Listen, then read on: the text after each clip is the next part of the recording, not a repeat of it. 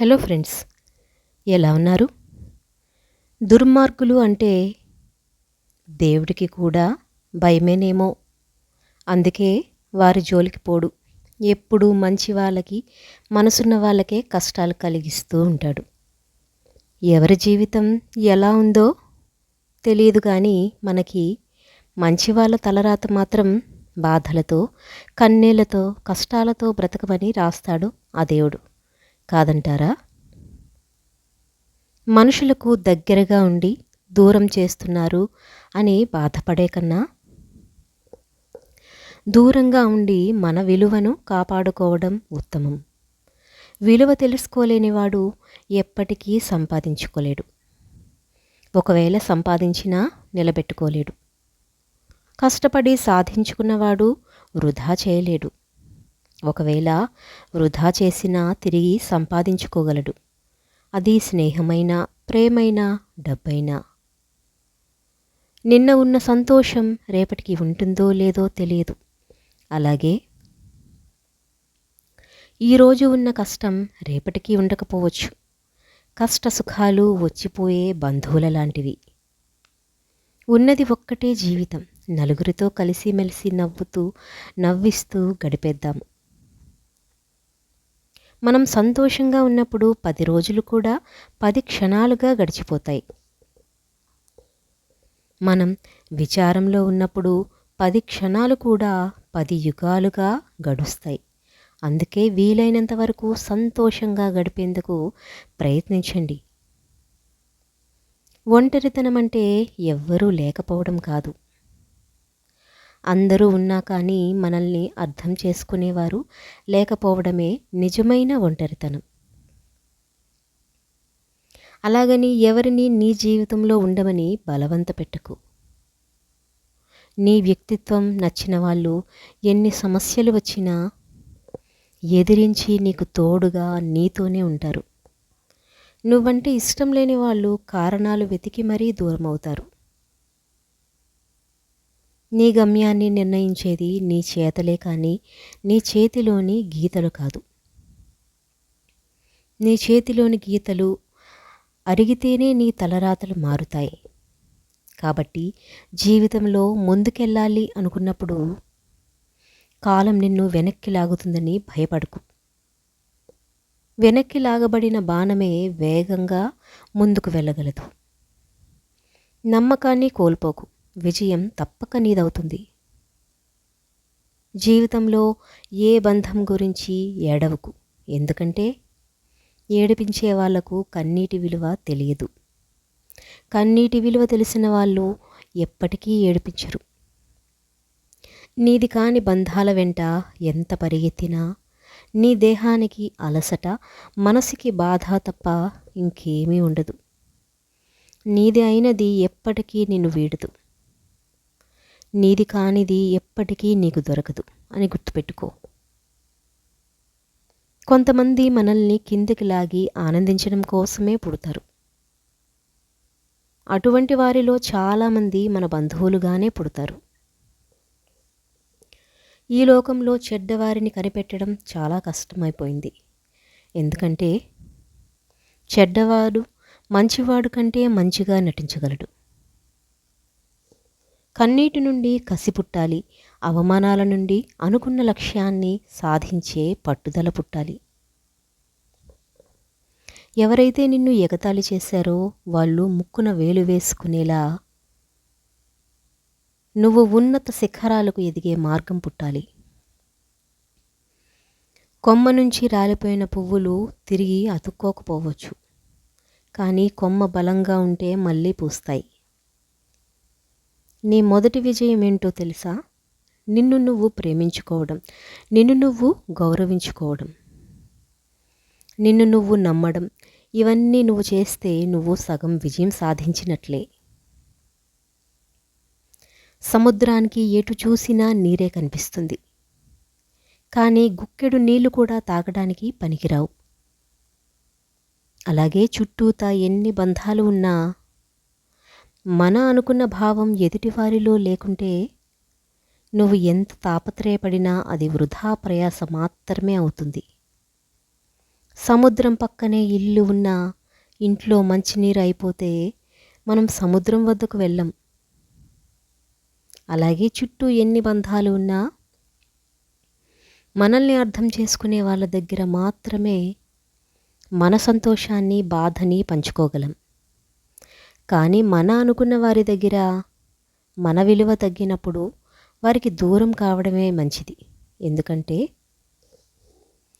ఏ బంధమైనా మన అనుకుంటే సరిపోదు. ఎదుటివారు కూడా మన అనుకున్నప్పుడే ఆ బంధం బలంగా ఉంటుంది. ఆడవారి నోటిలో ఏ రహస్యం దాగదు.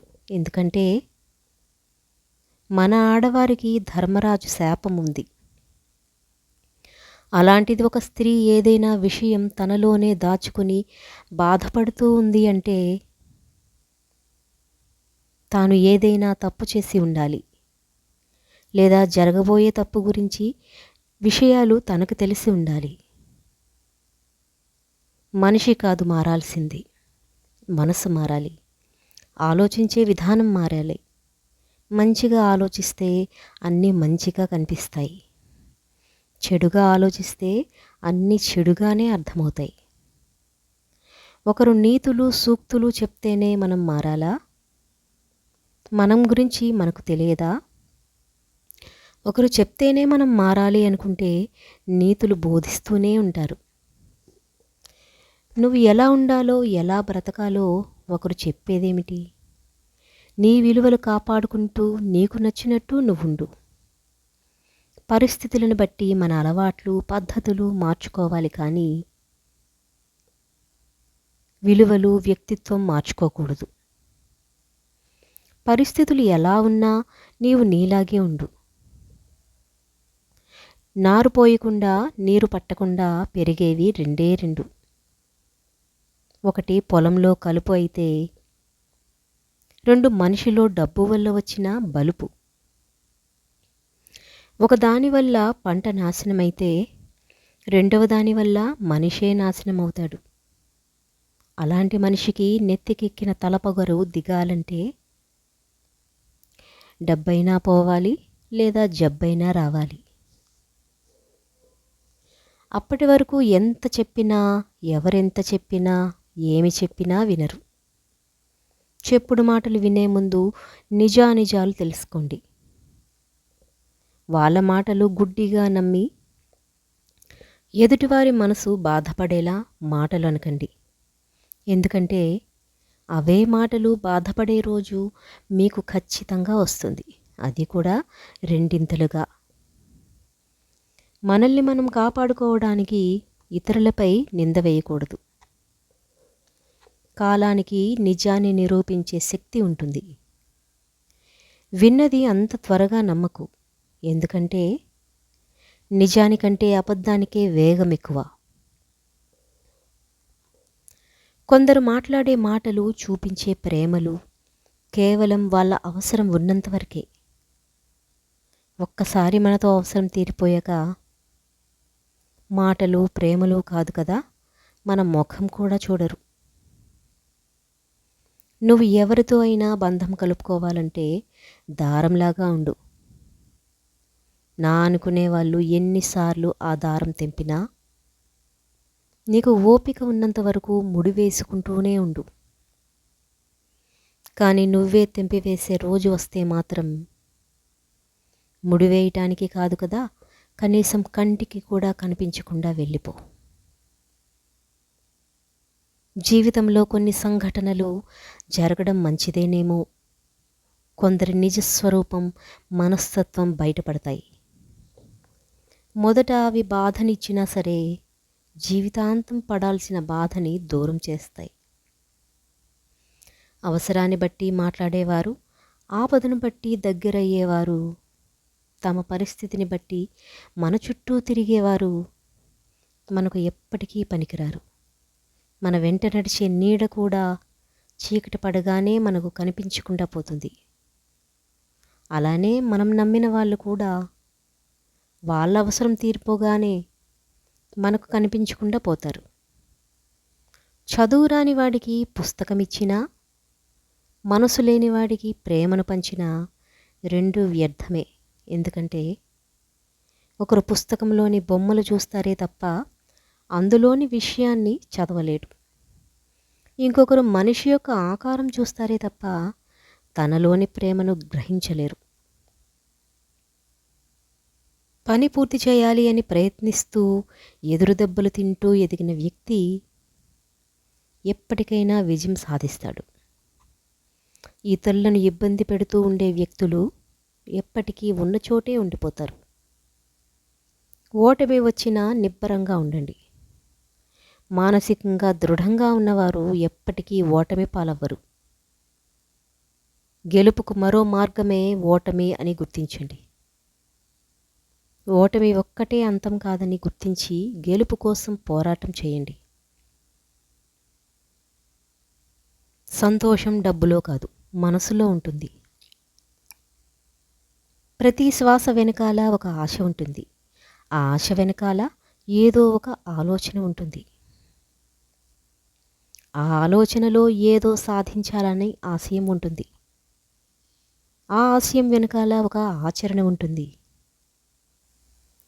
జరిగిన వాటిని మర్చిపోవాలి. పెరుగుని శ్రమ, జరుగుతున్న వాటిని గమనించాలి. జరగబోయే జీవితంలో ఏదైనా పోగొట్టుకో, తిరిగి సంపాదించుకోగలవు.